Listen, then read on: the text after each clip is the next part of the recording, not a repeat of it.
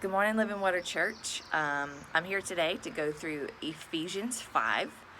Chapter 4 finished by saying, be kind and compassionate to one another, forgiving each other like Christ God forgave. And so chapter 5 is just moving right along, and it's the first verses 1 and 2 says, follow God's example.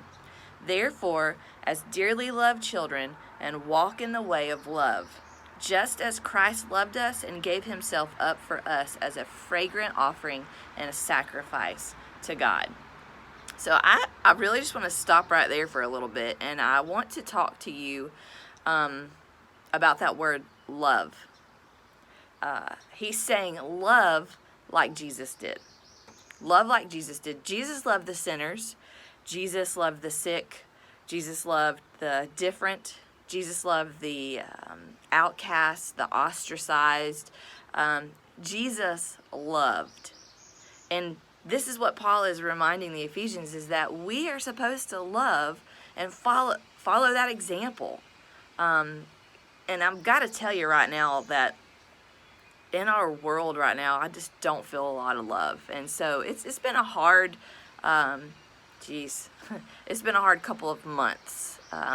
And so just to read this chapter and be reminded of God's love for us and the fact that we're supposed to follow his example. And so, of course, I'm digging in, and I thought, okay, let me be reminded of what love looks like. And so, of course, the famous chapter that talks about, or book and chapter that talks about love is in Corinthians. 1 Corinthians chapter 13, verses 4 through 7. It says, love is patient.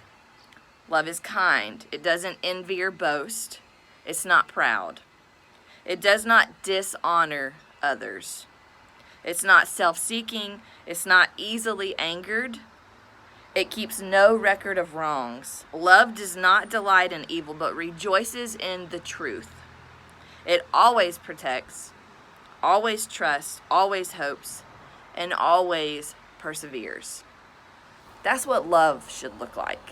That's what Jesus showed us. That's what God showed us through sending Jesus to sacrifice his life for us, sinners, right?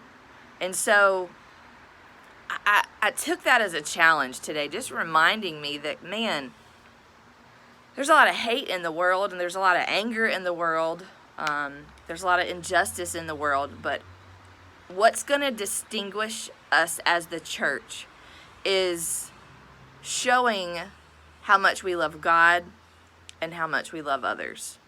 And I think that's so important right now, especially in today's time.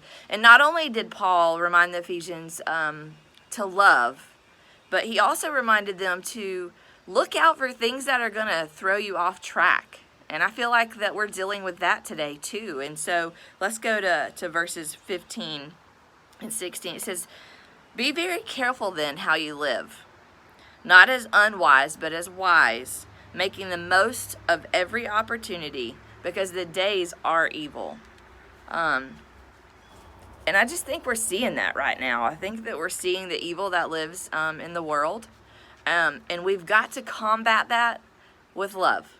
We've got to follow God's example. We've got to follow Jesus' example in the fact that we love and we give love generously, not on conditions and terms.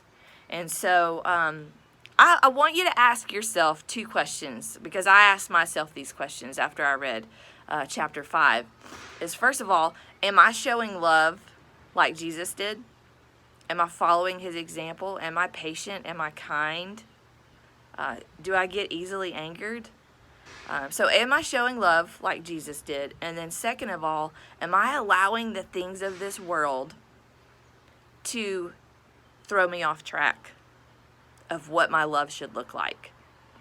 And so I don't know about you, but my toes were just hammered today reading through that and hearing Paul encourage those Ephesians to love like Jesus did and don't get caught up in the evil of this world that's going to throw you off track. So I love the book of Ephesians. We've got one more chapter. I hope that you're digging in and that God's really speaking to you and challenging you to live a life worthy of his calling. All right, guys. We'll see you Sunday.